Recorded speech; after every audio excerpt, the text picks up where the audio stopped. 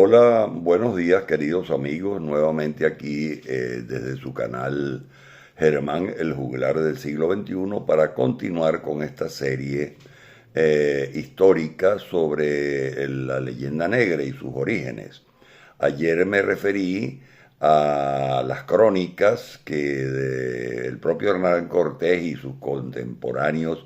algunos contemporáneos, realizaron y que fueron tomadas como fundamento para la elaboración de esa leyenda negra. Y al final de la charla de ayer les hablé sobre una nueva o una diferente o un diferente origen sobre esa leyenda negra que tiene como base las ciudades-estado italianas, este, y que se catalogan como la anticatalana o antiaragonesa, en primer lugar, y otra más moderna a partir del año 1500, en el siglo XVI, que es la que ha permanecido posteriormente. En cuanto a la primera, la anticatalana o antiaragonesa, comienza con la influencia política de la corona de Aragón en determinados territorios de esa Italia del siglo XIII. La presencia de príncipes, cortesanos, soldados y mercenarios, e incluso de piratas aragoneses en Italia, condujo a una reacción de la sociedad local, sobre todo de sus élites, que se consideraban herederas de la antigua Roma imperial.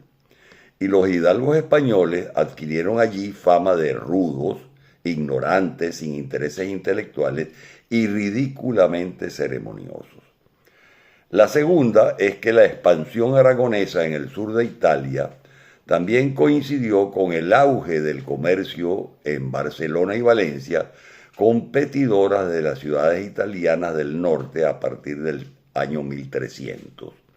sobre todo en los mercados mediterráneos occidentales. La reacción fue la extensión de una imagen de avaricia y astucia infame para desprestigiar a esos comerciantes catalanes.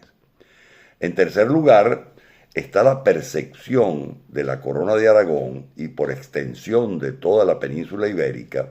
por parte de esos italianos del siglo XIII y principios del XIV sobre la supuesta inmoralidad y desmesura sensualidad que veían en las cortes de Alfonso Borja, Papa Calixto III, número 209 de la Iglesia Católica, entre 1455 y 1458, y de su sobrino Rodrigo Lansol y de Borja, Papa Alejandro VI, número 214 de la Iglesia Católica, entre 1492 y 1503, y de todos sus descendientes, todos ellos de origen valenciano, que representaron las políticas del maquiavelismo y la corrupción sexual comúnmente asociadas a esos papados renacentistas. Asociado a esto estaba también el rechazo al nepotismo que fue introducido en las administraciones del reino napolitano por la corte aragonesa establecida en Nápoles, luego de que Alfonso V de Aragón, el magnánimo, la conquistó en 1442. Y finalmente, los elementos no cristianos, sobre todo la influencia judía e islámica, eran vistos con desconfianza por los italianos, debido a que los judíos expulsados en 1492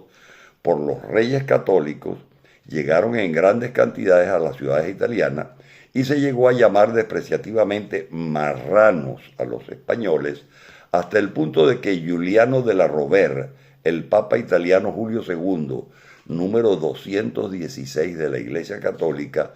apodaba de marrano circunciso a su predecesor, el valenciano Alejandro VI.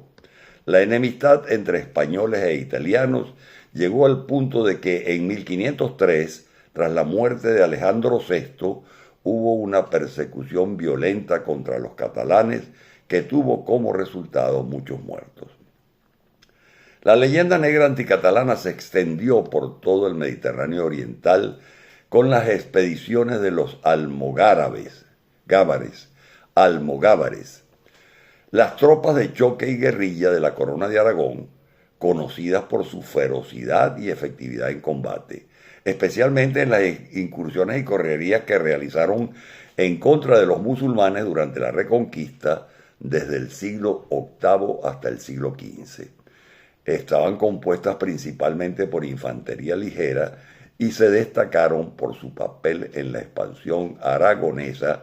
en la región durante los siglos XIII y XIV, que influenciaron decisivamente en el temor y el rechazo que adquirieron en dicha zona, y que hicieron famosa la imprecación o insulto, la venganza catalana te alcance. Pero otros atribuyen el origen de esta leyenda negra a esa crisis de carácter económico que en el siglo XIV alteró todo el orden político y social establecido, pues en el medioevo la producción agrícola y pecuaria estaba en manos de los señores feudales y no lograba alimentar a una población hambrienta y desnutrida, además de que las continuas guerras entre los señores feudales acababan agravando aún más la situación. El hambre y las malnutriciones eran caldo de cultivo para la propagación de terribles enfermedades, como la peste negra, la pandemia más devastadora de la historia que afectó a Eurasia y el norte de África en el siglo XIV y que alcanzó un punto máximo entre 1347 y 1353. Es difícil conocer el número de fallecidos, pero los cálculos más precisos establecen entre 80 a 200 millones de muertos. Es decir, el 30% y el 60% de la población de toda Europa en ese momento. La teoría sobre el origen de la peste explica que fue un brote causado por una variante de la bacteria Yersinia pestis e irrumpió en primer lugar en Asia para después llegar a Europa a través de las rutas comerciales. Las bacterias se encontraban en las pulgas que traían las ratas que subían a los barcos en puertos asiáticos e infectaban a la tripulación. Y luego estos marineros contagiaban a las poblaciones de las ciudades de residencia, como las aldeas y ciudades costeras, o en las aldeas y ciudades costeras en las que sus barcos paraban para adquirir más provisiones. Introducida por estos marinos, la epidemia comenzó en el puerto de Messina, en la actual Italia,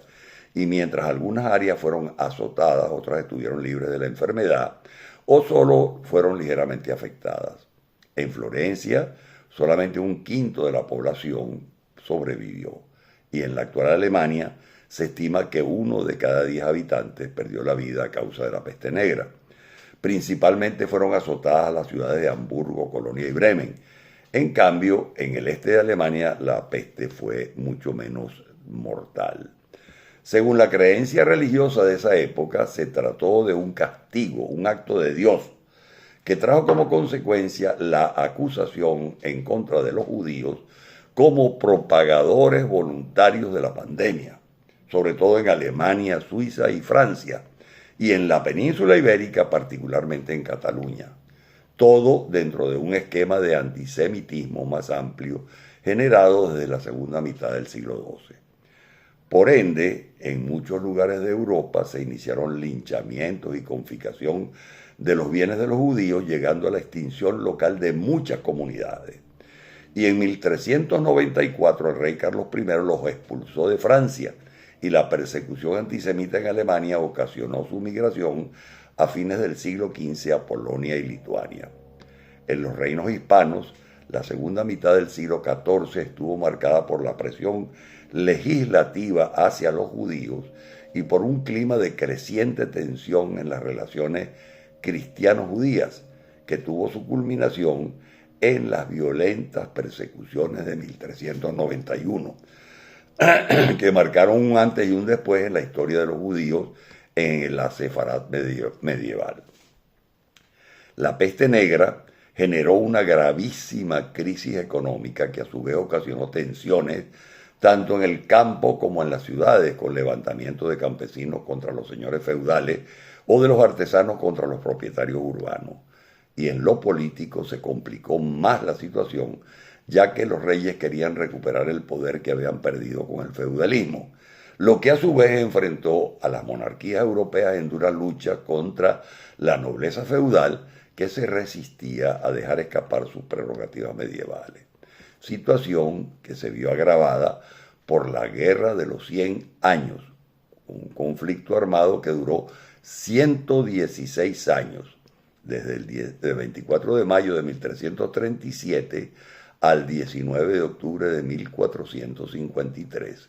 aunque de forma intermitente, y tuvo a Francia e Inglaterra como principales contendientes, aunque en algunas etapas también se vieron vinculados otros territorios, aunque en menor medida y por menor tiempo. Para algunos historiadores fue la primera gran guerra internacional europea y posiblemente el conflicto europeo de mayor duración, de naturaleza esencialmente feudal, pues su propósito era resolver quién controlaría las tierras adicionales que los monarcas ingleses habían acumulado desde 1154 en territorios franceses, tras el ascenso al trono de Inglaterra de Enrique II Plantagenet, conde de Anjou. La guerra acabó con la derrota de Inglaterra y la consecuente retirada de sus tropas en tierra francesa, salvo en la ciudad de Calais. Bueno, amigos, en aras del tiempo, eso es todo por hoy. Mañana continuaremos con la tercera entrega. Que tengan ustedes un muy feliz domingo.